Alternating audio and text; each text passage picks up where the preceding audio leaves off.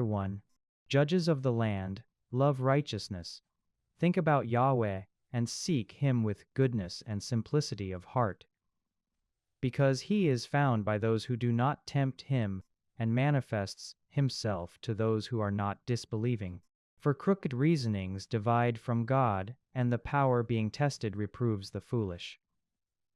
Because wisdom does not enter into a soul practicing evil, nor does it dwell in a body indebted to sin. For a Holy Spirit through discipline shall flee deceit, and stand apart from reasonings void of understanding, and convict coming unrighteousness. For wisdom is a benevolent spirit, and the blasphemous from his lips shall not go unpunished, since God is witness of his feelings and true supervisor of his heart, and hearer of the tongue. Because the Spirit of Yahweh has filled the inhabited earth, and that which encompasses all things has knowledge of a voice. On this account, no one uttering unrighteous things escapes notice, neither does convicting judgment bypass him. For in the deliberations of an impious man there shall be scrutiny, and a report of his words shall come to Yahweh for a conviction of his transgressions of the law. Because an ear of zealousness hears all things, and a sound of murmuring is not concealed.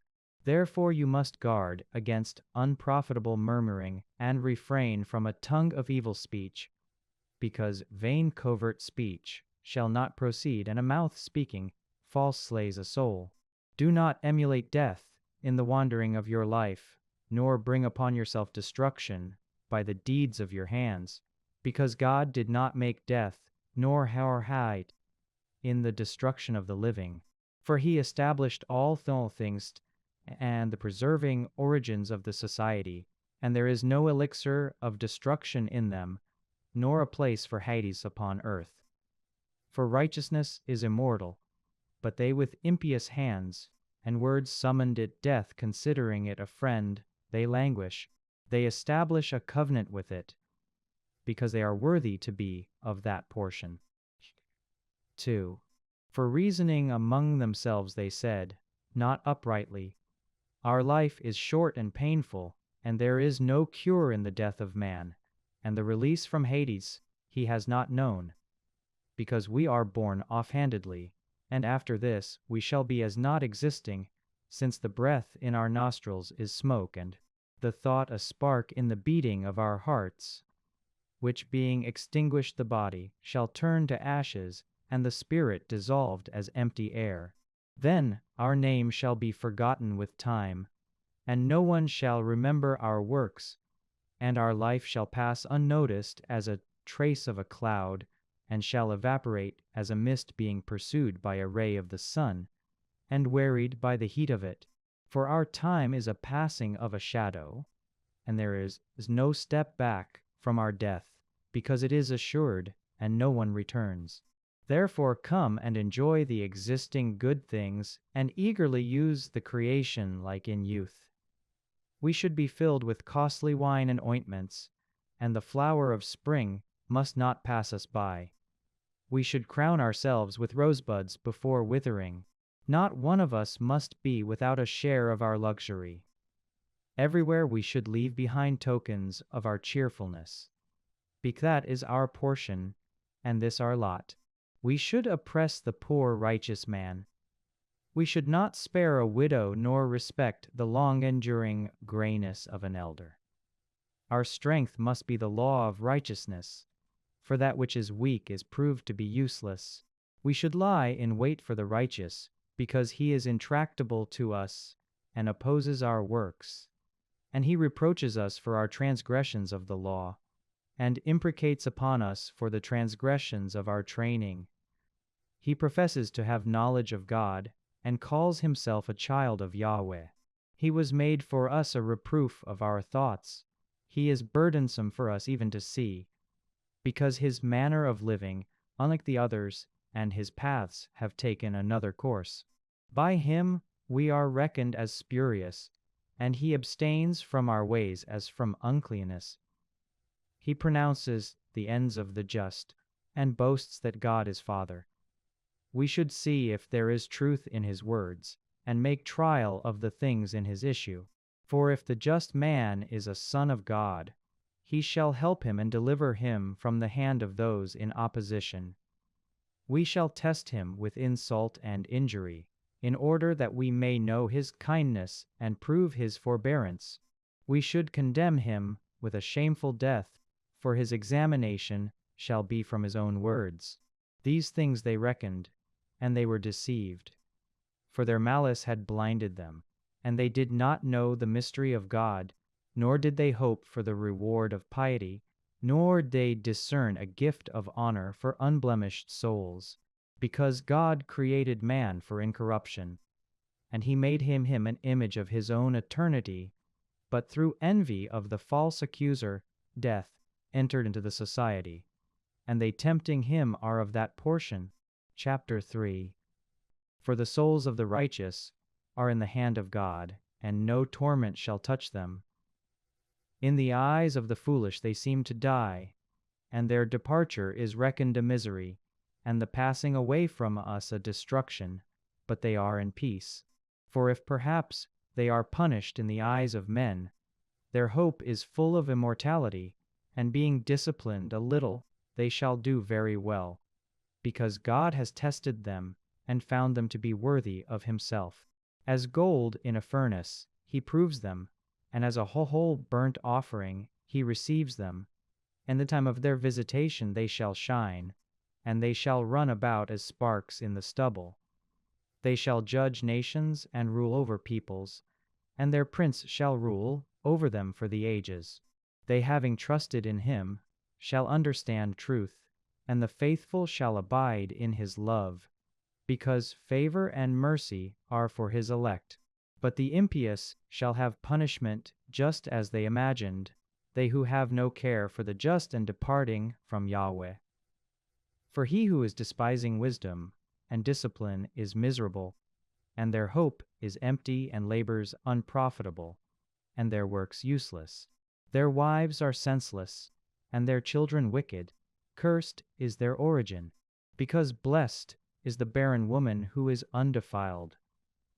Whoever has not known a marriage bed in transgression shall have fruit in the visitation of souls, and the eunuch who with a hand has not practiced lawlessness, nor even considered evil against Yahweh. For a select favor shall be given to him of the faith, and a more delightful portion in the temple of Yahweh. For glorious is the fruit of good labors, and infallible is the of understanding. But the children of adulterers shall be for no purpose, and the seed of an unlawful marriage bed shall be destroyed. For even if they become long-lived, they shall be accounted for nothing, and without honor at the ends of their old age. Then, if they die quickly, they shall have no hope nor consolation in the day of decision. For grievous are the ends of an unrighteous race. Chapter 4. Better is childlessness with virtue, for immortality is in its remembrance, that is also known with God and with men. Being present, they imitate it, and desire it when it is gone, and forever wearing a crown, prevailing it leads the contest of the undefiled in the struggle. But the many breeding multitude of the impious shall not be useful, and from bastard seedlings it shall not give a deep root, nor shall it establish a firm foundation. For even if it sprouts up in branches for a time, standing unsafely it is shaken by the wind, and by the force of the winds it is uprooted. The imperfected branches shall be broken off, and their fruit useless, unseasonable for food and suitable for nothing. For children begotten from of lawless slumber are witnesses of wickedness against their parents at their examination. But even if the righteous dies earlier, he shall be at rest. For honorable old age is not the long-lasting nor in the number of years measured, but understanding is grayness of hair for men, and an unspotted life is the maturity of old age. Becoming well-pleasing to God he is loved, and living in the midst of sinners he is translated. He is taken lest malice should alter his comprehension, or guile should deceive his soul. For the malign influence of wickedness obscures good things, and the wandering of concupiscence undermines the innocent mind.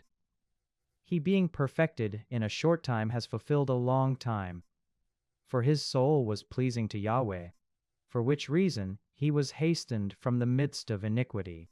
But the people seeing neither understood, nor set in the mind so great a thing, that grace and mercy are with his elect, and that he is overseer among his saints. Thus the righteous suffering shall condemn the impious, who are living, and youth quickly fulfills many years of unrighteous old age.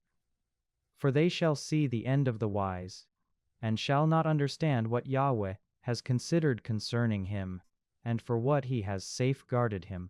They shall see, and they shall despise, but at them Yahweh shall laugh aloud, and they shall be after this for dishonored corpses, and for a reproach among the dead throughout the age.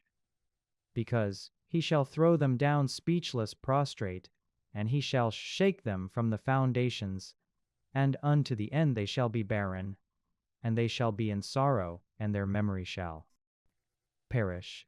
They shall appear in fear at the reckoning of their sin. He shall convict them in the face of their iniquities. Chapter 5. Then shall the righteous man stand with great liberty against the face of those who oppressed him and those rejecting his labors. Seeing it, they shall be troubled with terrible fear, and they shall be confounded by the paradox of salvation. Repenting they shall speak among themselves, and through difficulty of spirit they shall bemoan and shall say, "This was he whom at one time we held in laughter, and for an example of reproach." Fools accounted his life for madness and his death without honor.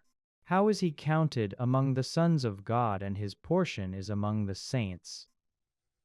Yet we have wandered from the path of truth, and the light of righteousness shined not upon us, and the sun rose not for us.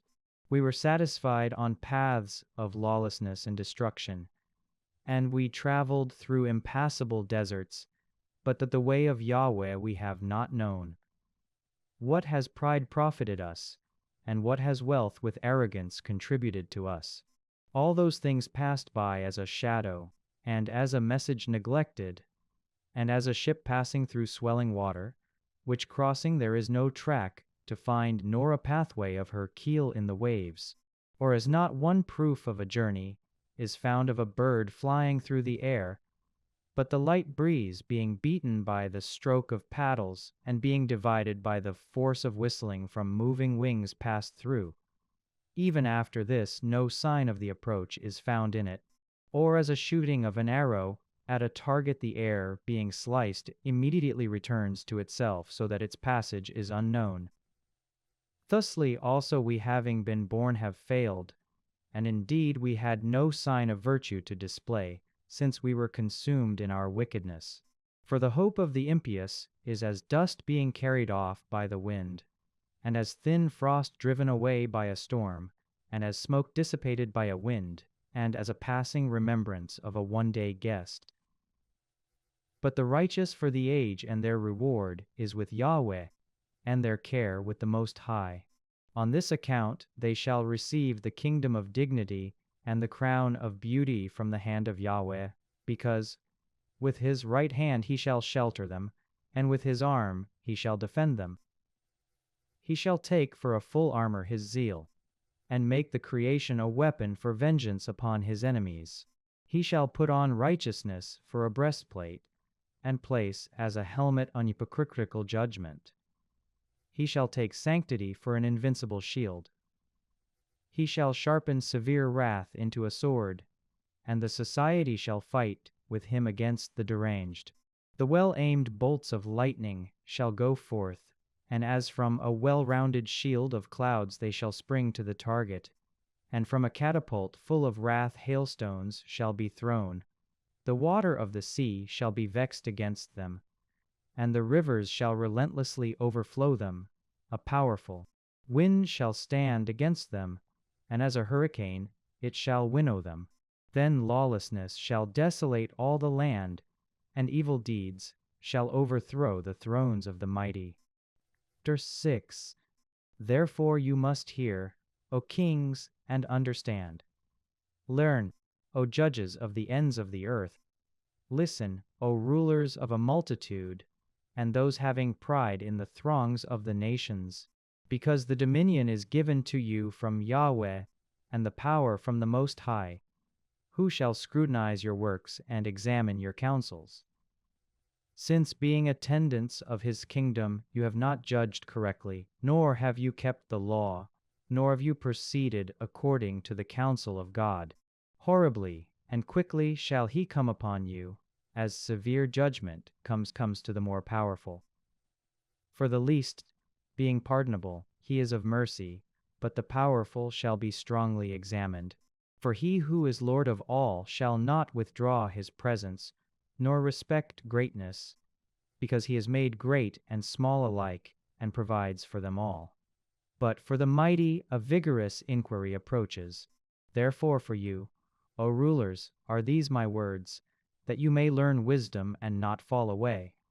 For those sacredly guarding the sacred things shall be sanctified, and those teaching these things shall find a defense.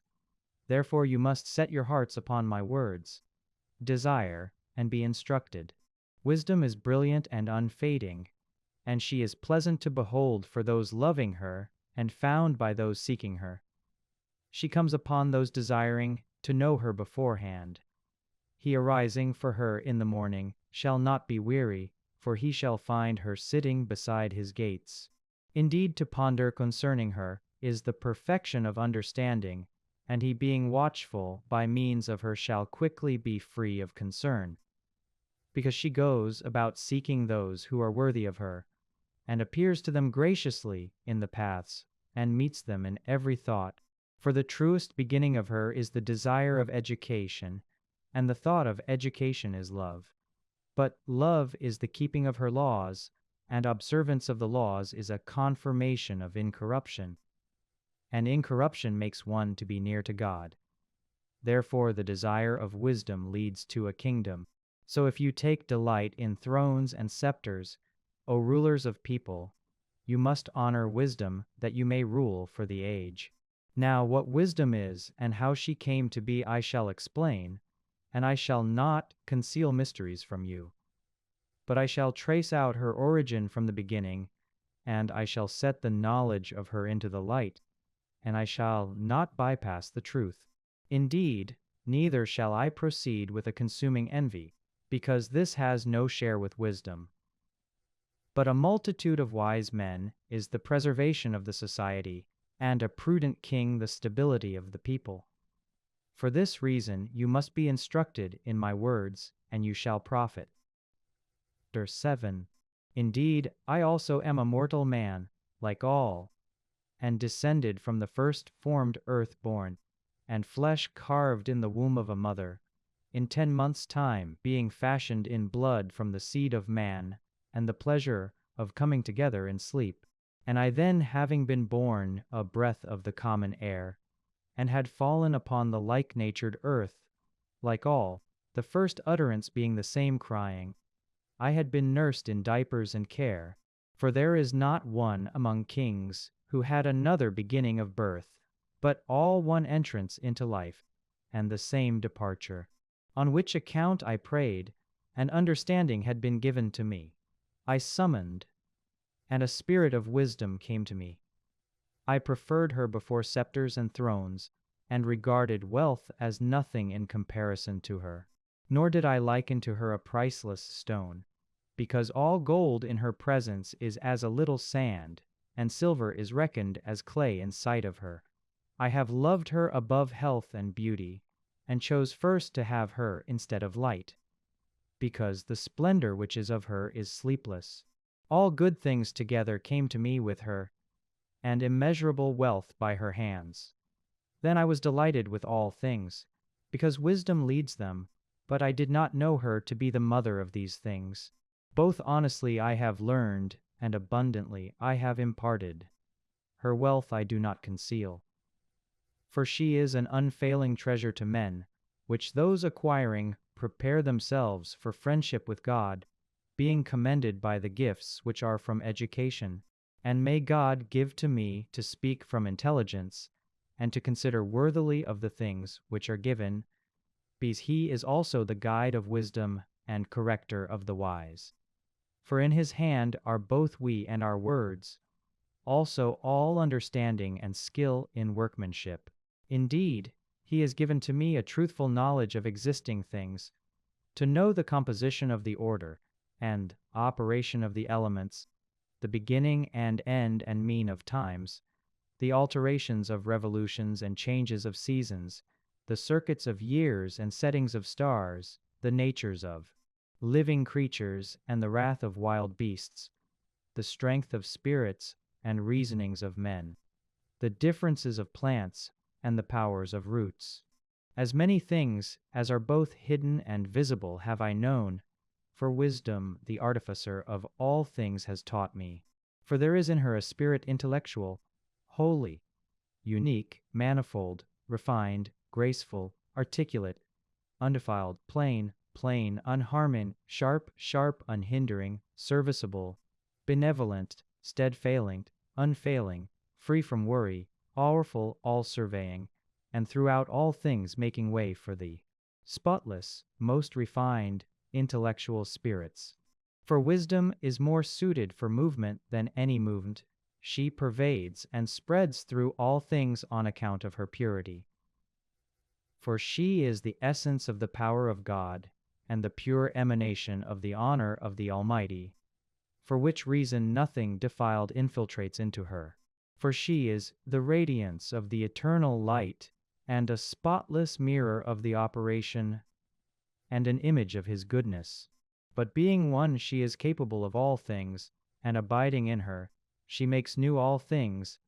Even throughout the generations passing into sacred souls, she prepares them as friends and prophets of God. For God loves no one if not he dwelling with wisdom. For she is more comely than the sun, and beyond the whole setting of the stars. Being compared, she is found before light. Then indeed the night succeeds this, but evil does not overpower wisdom. Chap. 8. She extends from end to end robustly, and manages all things beneficially. I loved her, and I have sought her out from my youth, even having sought her for a bride to bring to myself, and I have become a lover of her beauty. She honors her nobility of birth, having her dwelling together with God, and the Master of all things has loved her. For she is a teacher of the mysteries, of the knowledge of God, and a chooser of his works. But if wealth is a coveted possession in life, what is wealthier than wisdom, which works all things? And if understanding works, who is a better craftsman of existing things than she? And if anyone loves righteousness, her labors are virtues. For temperance and understanding she teaches, righteousness and manliness, of which things nothing is more useful in the life of men. Then if any man desires great experience, she knows the things of old, and portrays a likeness of the coming things. She is acquainted with the nuances of words and solutions of riddles. She knows beforehand signs and wonders and the outcomes of seasons and times. Accordingly I decided to bring her to dwell together, knowing that she shall be for me a counselor of good things, and an exhortation of cares and sorrow. On account of her I shall have a reputation and honor among the multitudes, a youth alongside the elders. I shall be found sharp in judgment, and in the sight of rulers I shall be a marvel. I being silent, they shall wait, then proclaiming, they shall give heed, and speaking even further, they shall place a hand upon their mouths. On account of her I shall have immortality, and for those after me shall I leave behind an eternal memorial. I shall govern the people, and to me shall nations be subject. Hearing me, horrible tyrants shall be stricken with fear. Among the multitude I shall appear to be good, and manly in war. Entering into my house, I shall sleep beside her. For her intercourse has no bitterness, nor cohabiting with her any sorrow, but gladness and joy. Having considered these things within myself, and having thought in my heart that immortality is congenital with wisdom, and there is good pleasure in her friendship, and in the work of her hands is unfailing wealth, and in exercising together in her company is understanding, and in fellowship of her words is good repute. I went about seeking in what manner I take her to myself. For I was a child of good natural disposition of spirit, and I obtained good. But rather, being good, I came into undefiled. But having known that not in any other manner shall I be self-controlled, if not that God may give it. This also was a thought by which to know what is the favor I would attain with Yahweh, and I begged him, and I said from my whole heart. Chapter 9. O God of the fathers and Lord of mercy, who has created all things with your word, and with your wisdom having prepared man, that he may be master of the creatures, having been produced by you, and should manage the society in sanctity and in righteousness, and should judge judgment with uprightness of soul. Give to me that wisdom which is sitting beside your throne, and do not reject me from among your sons, because I am your servant, and a son of your maidservant, a weak man and short-lived, and lesser in the understanding of judgment and of laws. For even if anyone could be perfect among the sons of men, the wisdom from you being absent, he shall be accounted for nothing. You have preferred me as king of your people, and judge of your sons and daughters. You had said to build a temple upon your holy mountain, and in the city of your dwelling place an altar, a copy of a holy tabernacle, which you have prepared from the beginning. And wisdom is with you, knowing your works and being present when you had made the society, and understanding what is pleasing in your eyes, and what is upright in your commandments. O dispatch her from of your holy heavens, and from out of the throne of your honor, and send her, that being present with me, I may labor, and may know what is well-pleasing before you. For she knows all things and understands, and shall guide me sensibly in my deeds, and keep me in her honor. And my works shall be acceptable, and I shall judge your people, and I shall be worthy of the throne of my Father. For what man shall know the counsel of God, or who shall consider what Yahweh desires? For the reasonings of mortals are miserable, and our thoughts precarious. For the corruptible body burdens a soul, and the earthy tabernacle weighs down a mind full of thoughts, and with difficulty we portray the things upon the earth, and the things at hand we find with labor. So who has traced out the things in the heavens? And your counsel, who has known, if you do not give wisdom and send your Holy Spirit from the heights? And in this manner are made straight the ways of those upon the earth, and men are taught your acceptable things, and with wisdom they are preserved. 10. She guarded the only created, first formed, of society, and delivered him from his own transgression, and gave him strength to rule all things. But the unrighteous having withdrew from her in his wrath, destroyed himself in the passions of brother murderers, on account of whom the earth having been flooded, wisdom again saved, piloting the righteous by means of worthless wood. And the nations having been commingled in agreement with wickedness, she perceived the righteous, and preserved him blameless before God, and kept him strong in the affections for his Son. She delivered the just man having fled, the impious being destroyed by the descending fire of the 5 cities, of which the smoking desert is still established for a testimony of wickedness, and plants bearing fruit are never perfected in season, a pillar of salt standing as a monument of a faithless soul. For bypassing wisdom, not only were they hurt for that they knew not the goodly things, but also they left the foolishness in life for a memorial that the things in which they had fallen they were not even able to escape. But wisdom delivered from travails those consulting her.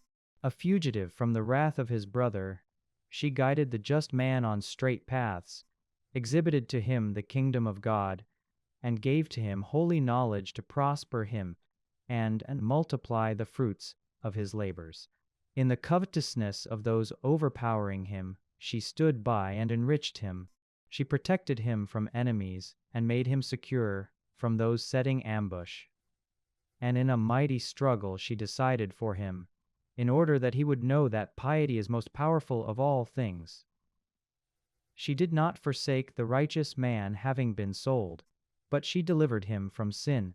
She went down with him into the pit, and did not leave him in bonds until she brought to him the scepter of a kingdom and the authority of those who tyrannized him. Then she exhibited to be lying those finding fault with him, and gave to him eternal honor.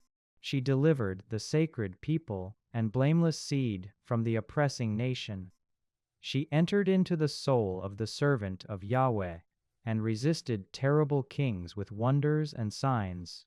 She rendered a sacred reward for their labors, and guided them in a wonderful way, and became to them for a shelter of day, and for a flame of stars by night.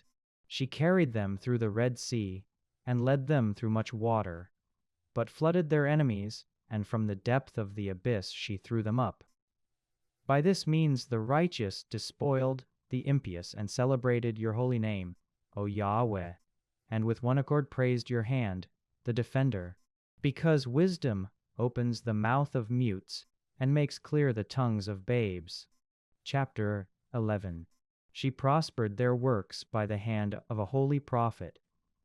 They passed uninhabited desert, and pitched tents in places untrodden. They resisted hostile adversaries, and defended themselves from enemies.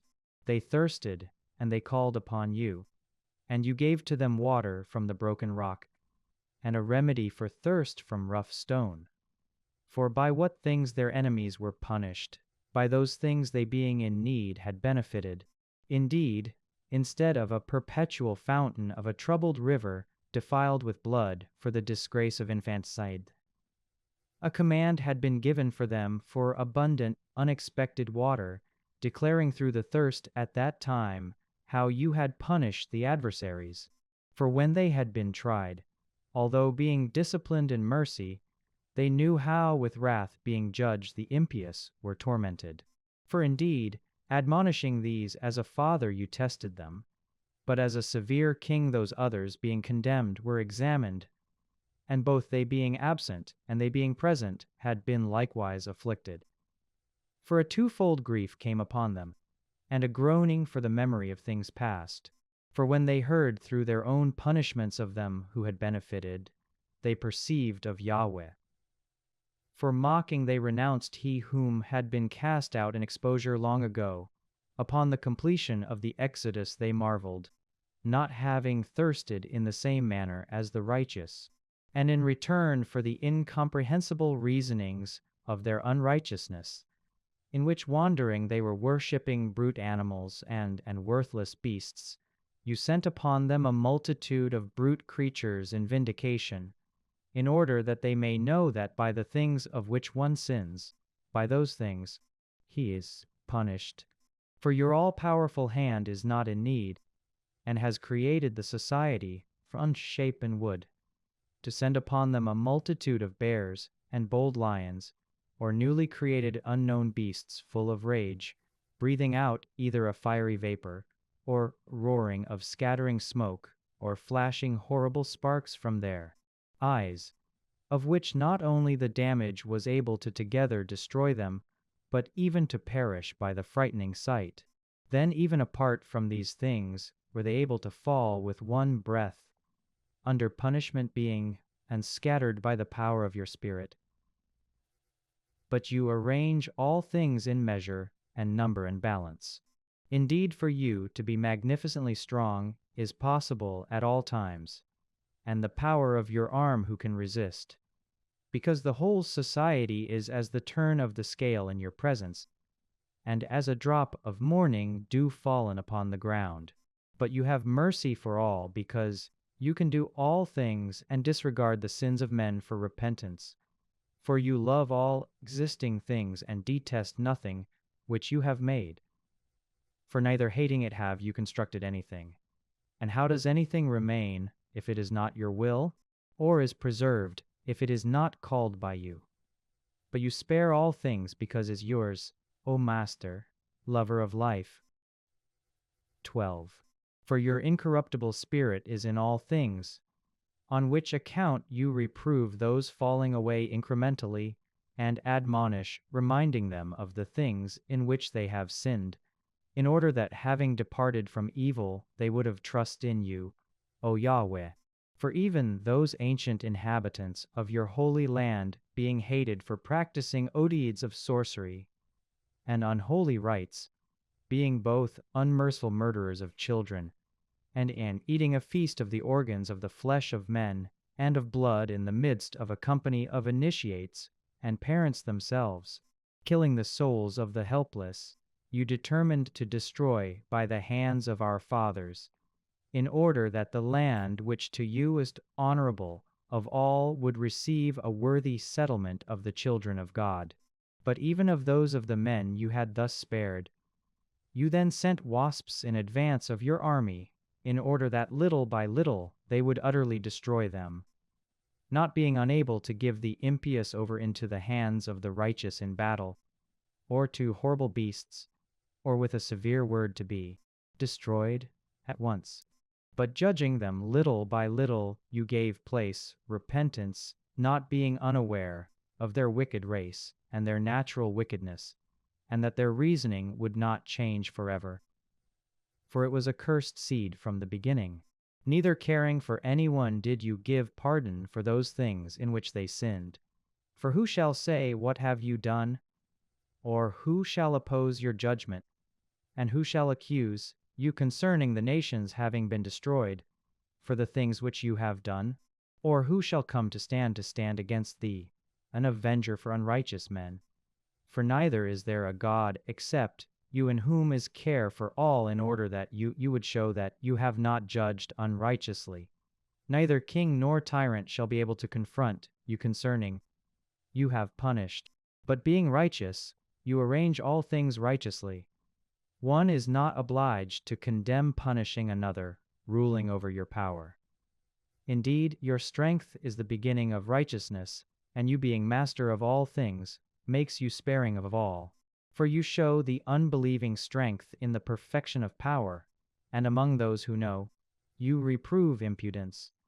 But you, master of strength, judge with equity and govern us with much consideration, for it is present within you to prevail whenever you may desire. But, teaching your people through such works, that it is necessary for the just man to be benevolent, you have also made your sons hopeful, that you would give repentance for sins.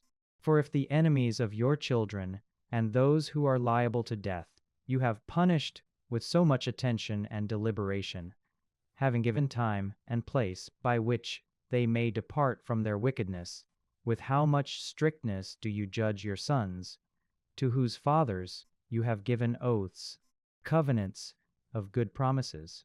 Therefore, disciplining us, you scourge our enemies times 10,000, in order that judging we should have care for your goodness, and being judged we should expect mercy. From which also those living unjustly in the foolishness of life are tormented by their own abominations.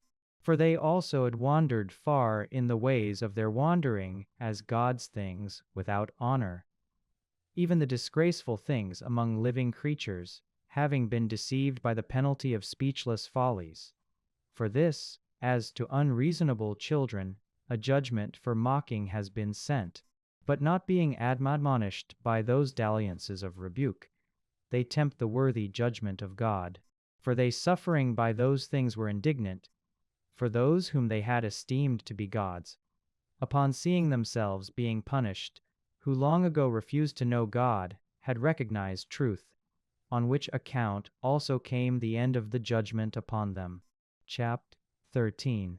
For indeed, all men are vain by nature, by which came ignorance of God, and from of the good things being seen they were not able to know he who is. Neither in the works did they take care to recognize the craftsman, but they supposed either fire or wind or the swift air or the circuit of the stars, water, or the luminaries of heaven to be the gods, which are rulers of society, of which if indeed being satisfied with the beauty, they accept these things as gods, they must learn by how much the master of these things is better. For the progenitor of beauty has created these things. Then if they are astonished at the power and operation, they must understand from these things how much more powerful is he constructed them. Since from of the greatness and beauty of the creatures proportionally, the first author of these things is observed, but nevertheless, for them there is little blame, for they are also quickly deceived, seeking and desiring to find God. For by digging into his works, they search and are persuaded by the appearance, on account of the beauty of the things being seen. But again, neither are they pardonable, for if they had been able to know so much that they would be capable enough to aim at the age, how did they not quickly find the master of these things? But miserable and in dead things is their hope, who name as gods the works of the hands of men, the gold and silver instruments of art and models of living creatures, or a worthless stone, a work of an ancient hand, and also if any woodcutter of the craftsman sawing an easily moved tree, skillfully having shaven all of its bark and fashioning it fittingly prepares a useful vessel for the service of living, then the refuse of the business, having been consumed for the preparation of food, he is satisfied. But taking from among them the refuse, a crooked tree which is useful for nothing and grown up in knots, he carves with care in his leisure, and shapes it with the experience of knowledge. This he models in the image of a man, or likens it to some worthless living creature, smearing it with red chalk and rouge, dyeing red its surface and coating over every spot which is upon it. Then upon his making for it a worthy room, he sets it in a niche securing it with iron that it surely would not fall. He provides for it knowing that it is unable to help itself, for even it is an image and has need of help. Then offering prayers concerning his property and his marriage and children, he is not ashamed, speaking to the lifeless, and concerning health he calls upon that which is weak. For life he considers worthy that which is dead, and he supplicates for assistance that which is more inexperienced. Then concerning a good journey, that which is not even able to use a foot. Then for industry and production and success of hands he asks, that which is without vigor for vigor of the hands. Chapter 14. Again, one preparing himself to sail, and being about to pass through the savage waves, calls upon wood more rotten than the boat carrying him.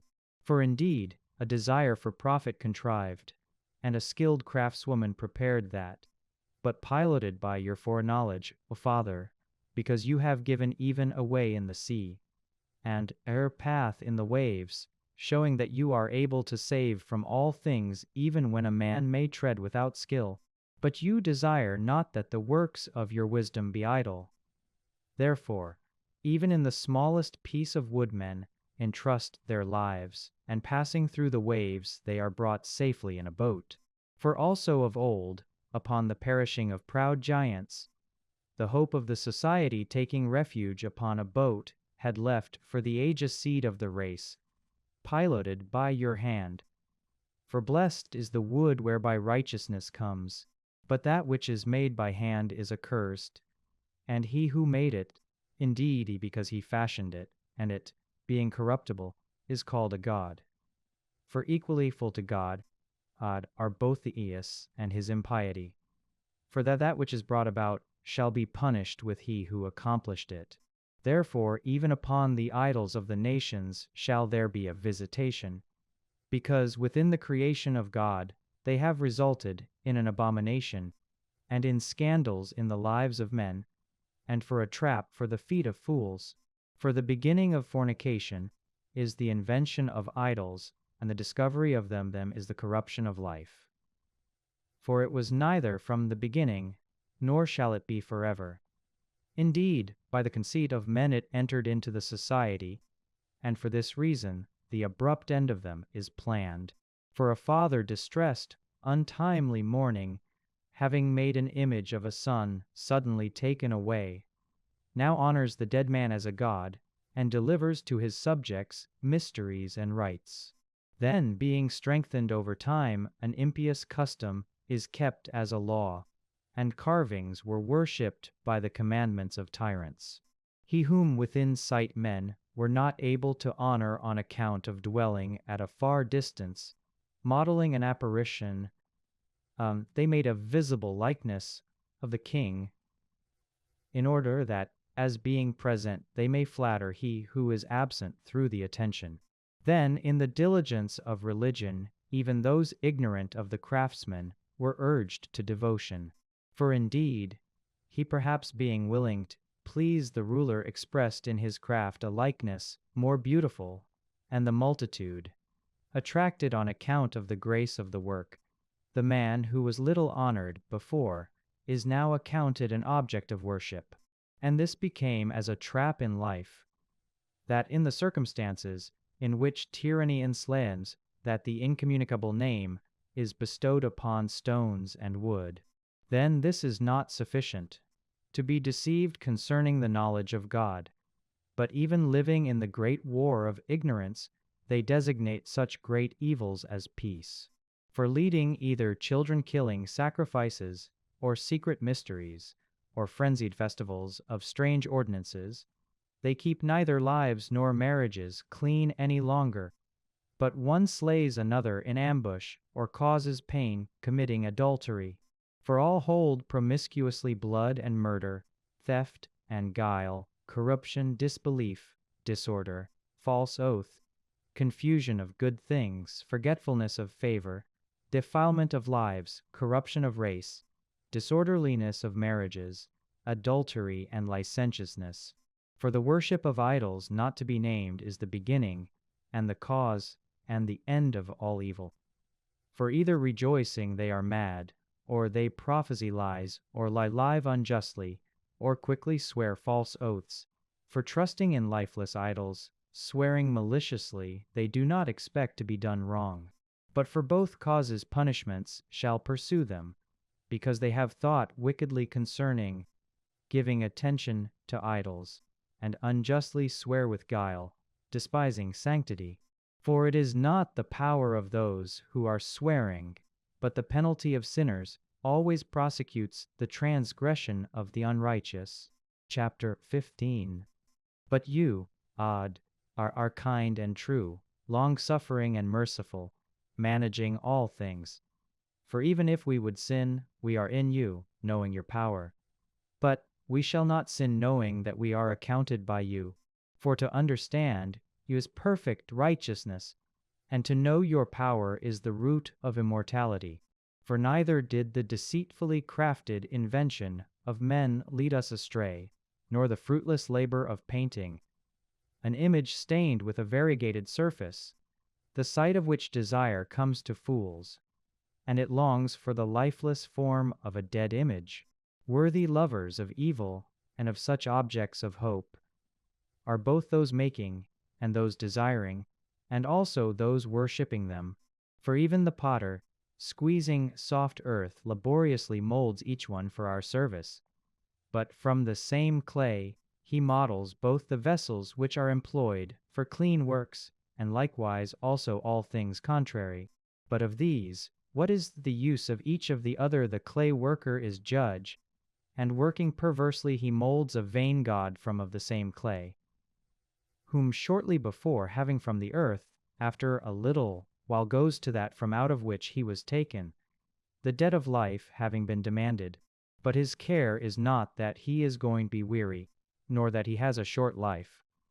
But indeed, he contends with goldsmiths and silversmiths, and imitates coppersmiths, and regards it an honor that he molds spurious things. His heart is ashes, and his hope is both cheaper than earth, and his life of less honor than clay, because he ignorant of he who molded him, and inspired an active life in him, and breathed in the living spirit. But our life they reckoned to be a plaything, and our time here a profitable festival. For it is necessary, they say, to make gain from anything, even if from of evil. For this man knows that he sins beyond all, fabricating of earthy wood an easily broken and carved vessel.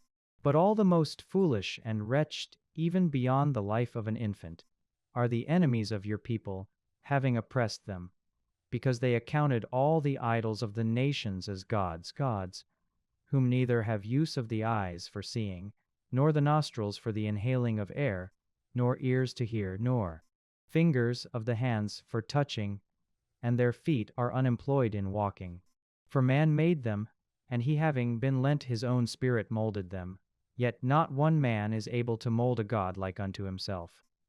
But being mortal, he works a dead thing with lawless hands, yet he himself is better than his objects of worship, whereas he himself lives, but those things never, and they worship the most loathsome animals. For being compared in folly it is the worst of all others. Neither is it so much as to be desired, that the sight of a beast attains beauty, but escapes even the approval of God and his blessing. Chapter 16. Therefore on account of these same things they are punished worthily, and tormented by a multitude of beasts.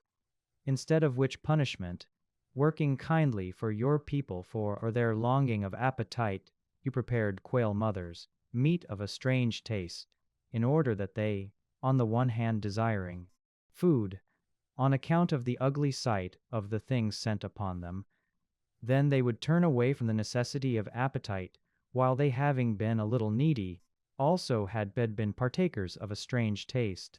For it was necessary for them, that while unmerciful poverty came upon those ruling as tyrants, on the other hand to these alone, it was shown how their enemies had been tormented.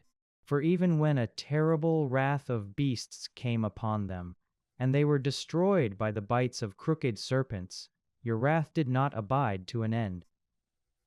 But for an admonishment they were troubled for a while, having a token of salvation for a reminder of the commandment of your law. For he having turned was not saved by that thing having been seen but by you, the Savior of all. Then even in this, you had persuaded our enemies that you are the deliverer from every evil. Indeed for them the bites of grasshoppers and flies have killed, and there has not been found a remedy for their life, because they were worthy to be punished by such things. But your sons not even the teeth of poisonous dragons had overcome, for your mercy had permeated and healed them. Indeed for a reminder of your words they were pricked and quickly preserved, in order that not falling in a deep forgetfulness they would come to your good works without anxiety.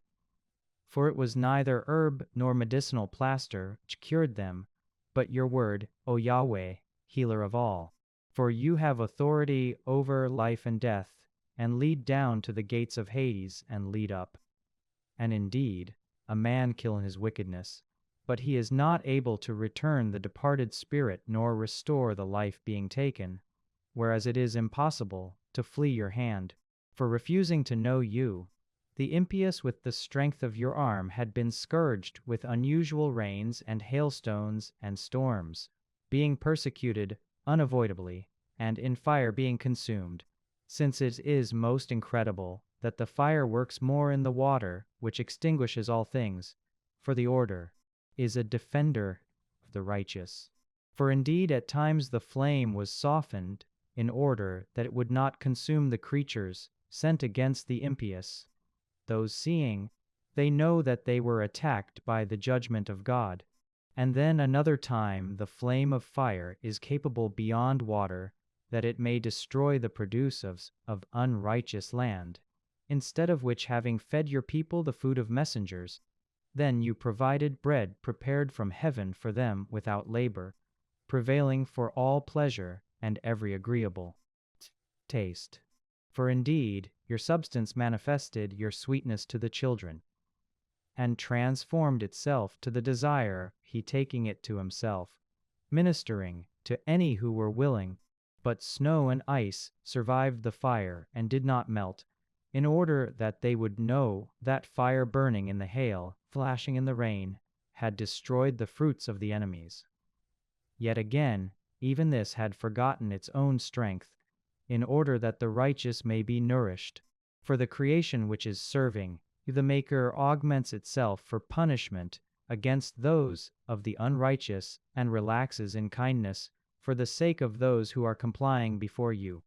On which account at that time, also being transformed into all things within your all-nourishing gift, it had served for the favor of those who want, in order that your sons, O Yahweh, whom you love, may learn it is not the productions of fruits which nourish a man, but your word which maintains those who are believing in you.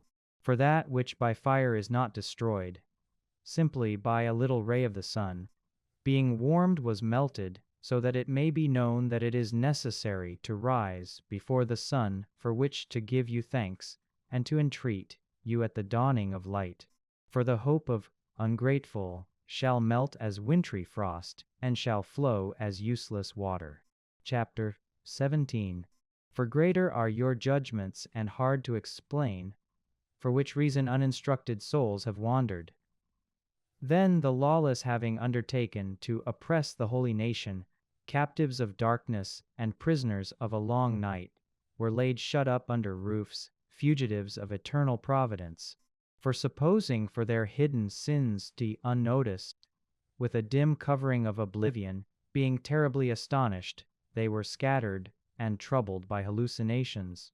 Then neither did the innermost room containing them protect them from fear, but agitating noises sounded around them, and obscure apparitions with gloomy countenances became visible. And indeed, not any power of fire had prevailed to give light, neither did the quite bright flames of stars abide to shine upon that hateful night, but there only appeared to them a spontaneous fire full of terror, and being terribly frightened, they thought the things being observed worse than that, which, not seen, but delusions of magic craft were laid prostrate, and a contemptuous rebuke of the pretense for wisdom. For they, promising to drive away terrors and troubles from a sick soul, themselves were made sick from a ridiculous devotion.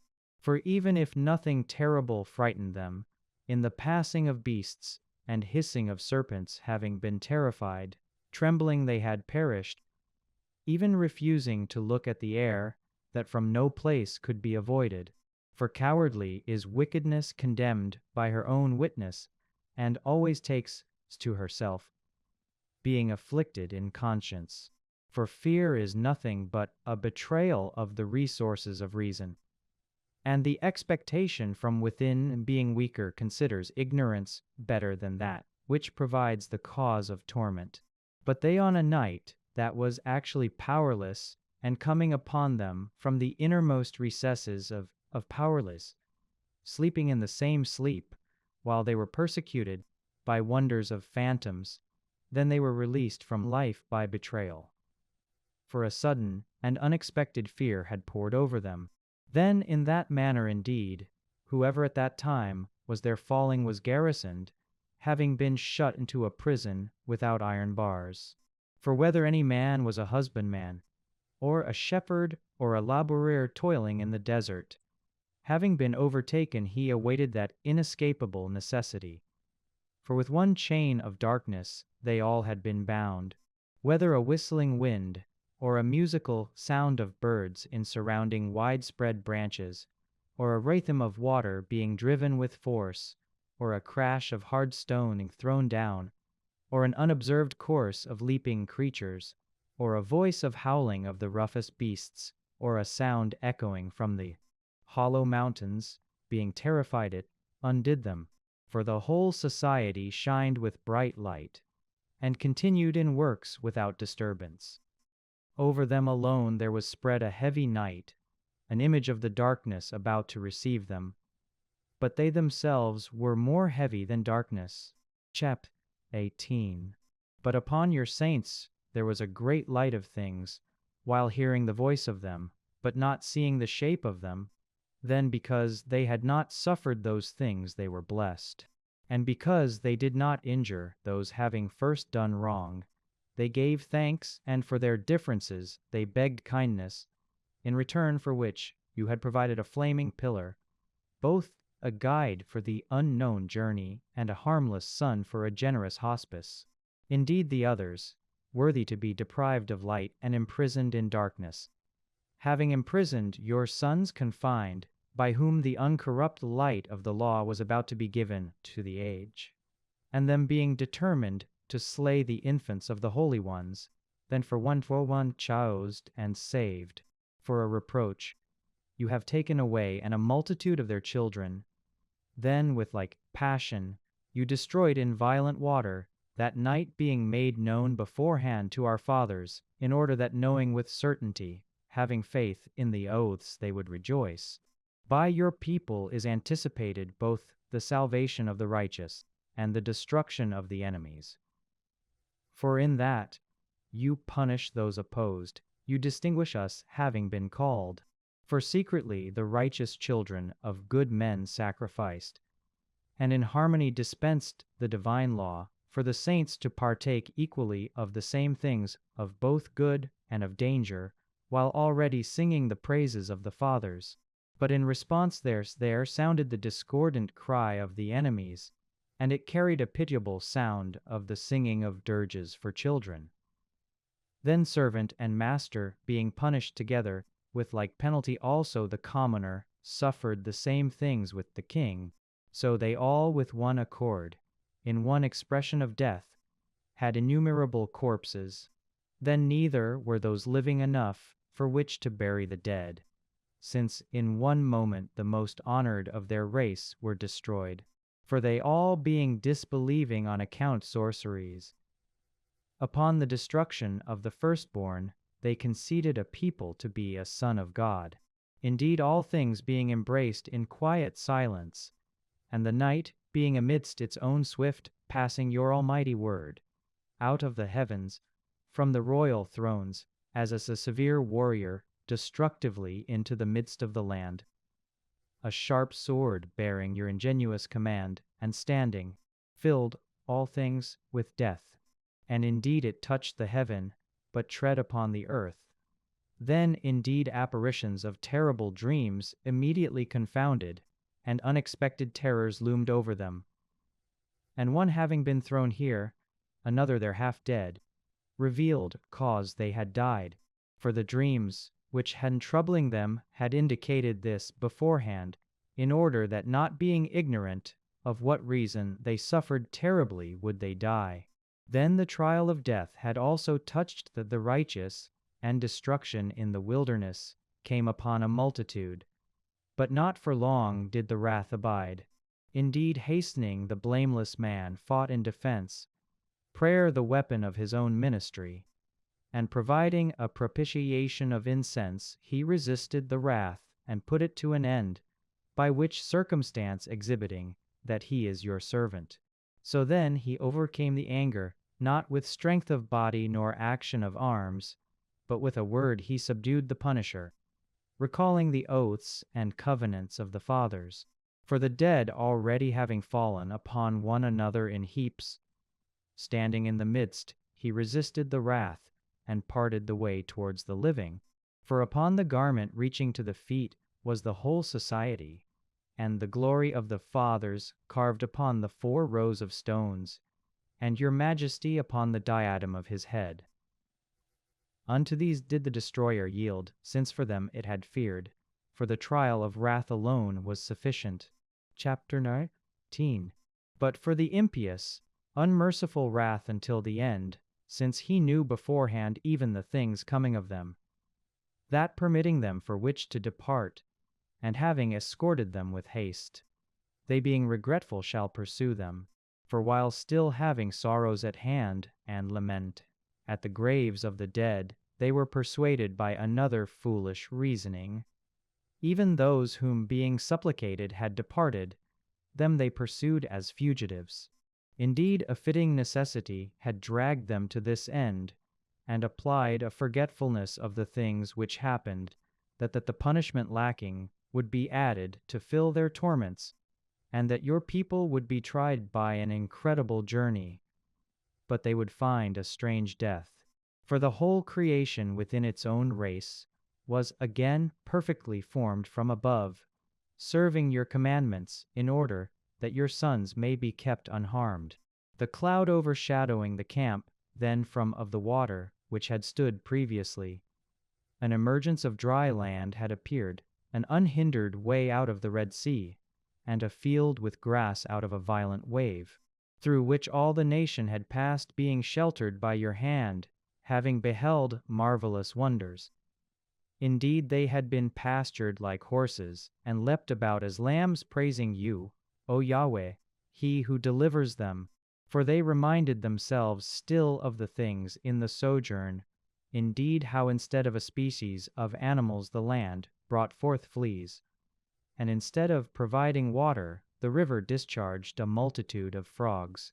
Then, at a later time, they saw also a new species of birds, when having been led by desire, they asked for delicate meats. Indeed, for a consolation to them, the quail mother had ascended from the sea, and the punishments had come upon the sinners, not without the proofs which happened before with the force of thunderbolts. For righteously they suffered in their own iniquities, since they also had contrived a more severe hatred of guests. For indeed those others, not knowing, did not hospitably receive those present. But these had enslaved guests who were benefactors. And not only, but there shall be a certain visitation of them, since hatefully they received the strangers. And they having admitted with festivities those already having been partakers of their cust, had mistreated them terribly in labors. So with blindness they were stricken, just as those at the doors of the righteous man, when having been enveloped in gaping darkness, each had sought a passage through their own doors. For the elements themselves, being adapted, just as tones on a harp changing the expression of the rhythm, always abide in a sound, that very thing is to be inferred from the precise appearance of the things which transpired. For the dry lands were changed into waterways, and swimming things traversed upon the earth. Fire had strength in water by its own power, and water had forgotten its quenching nature. Conversely, the flames did not waste the flesh of perishers walking about, nor melt the easily melted crystalline type of immortal food. For by all things, O Yahweh, you magnified and honored your people, and did not despise them, standing by them in every time and place.